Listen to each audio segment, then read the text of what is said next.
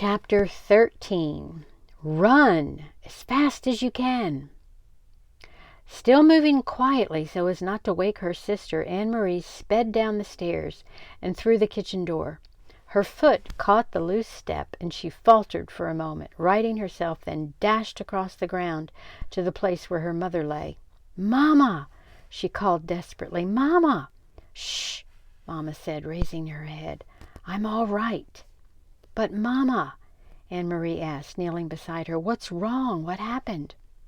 Her mother pulled herself to a sitting position. She winced in pain. "I'm all right, really. Don't worry. And the Rosens are with Henrik. That's the important thing." She smiled a little, though her face was drawn with pain, and she bit her lip, the smile fading. "We got there quite quickly, even though it was still so dark, and it was difficult for the Rosens, not knowing the path. Henrik was there waiting, on the boat, and he took them aboard and down below so quickly to the cabin that they were invisible in an instant. He said the others were already there. Peter got them there safely, too. So I turned and hurried home. I was so anxious to get back to you girls. I should have been more careful." Talking softly, she brushed some grass and dirt from her hands. "Can you believe it?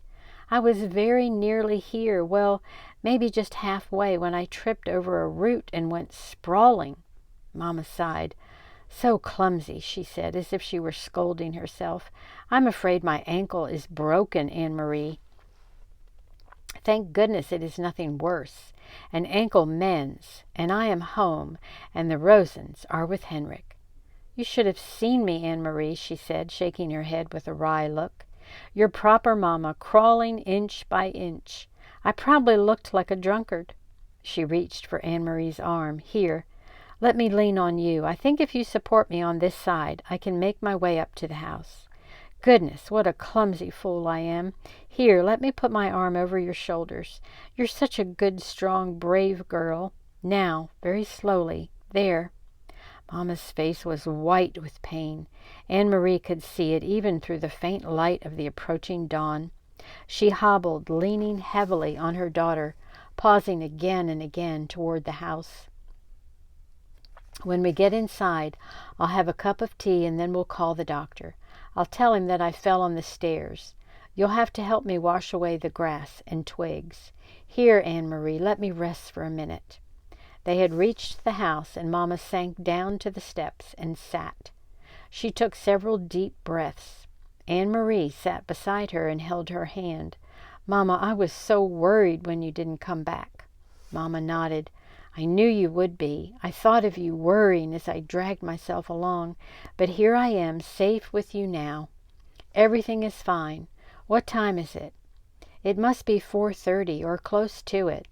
They will sail soon." Mama turned her head and gazed across the meadow to the sea and the vast sky above it. There were no stars now, only the gray, pale sky with pinkness at its border. Soon they will be safe, too. Anne-Marie relaxed. She stroked her mother's hand and looked down at the discolored, swollen ankle. "Mama, what is this?" she asked suddenly, reaching into the grass at the foot of the steps. Mama looked. She gasped. "Oh, my God," she said. Anne-Marie picked it up. She recognized it now, knew what it was. It was the packet that Peter had given to Mr. Rosen. Mr. Rosen tripped on the step, remember? It must have fallen from his pocket. We'll have to save it and give it back to Peter. Anne-Marie handed it to her mother. "Do you know what it is?" Her mother didn't answer. Her face was stricken. She looked at the path and down at her ankle. "It's important, isn't it, Mama?" "It was for Uncle Henrik. I remember Peter said it was very important. I heard him tell Mr. Rosen." Her mother tried to stand, but fell back against the steps with a groan. "My God," she murmured again. "It may all have been for nothing." Anne-Marie took the packet from her mother's hand and stood. "I will take it," she said. "I know the way, and it's almost light now. I can run like the wind." Mama spoke quickly, her voice tense. "Anne-Marie, go into the house and get the small basket on the table. Quickly, quickly. Put an apple into it and some cheese. Put this packet underneath. Do you understand? Hurry!" Anne-Marie did instantly as she was told. The packet at the bottom. She covered it with a napkin, then some wrapped cheese, an apple. She glanced around the kitchen, saw some bread, and added that. The little basket was full. She took it to where her mother was. "You must run to the boat. If anyone should stop you—" "Who would stop me?" "Anne-Marie, you understand how dangerous this is. If any soldiers see you, if they stop you, you must pretend to be nothing more than a little girl, a silly, empty-headed little girl taking lunch to a fisherman, a foolish uncle who forgot his bread and cheese." "Mamma, what is it in the bottom?"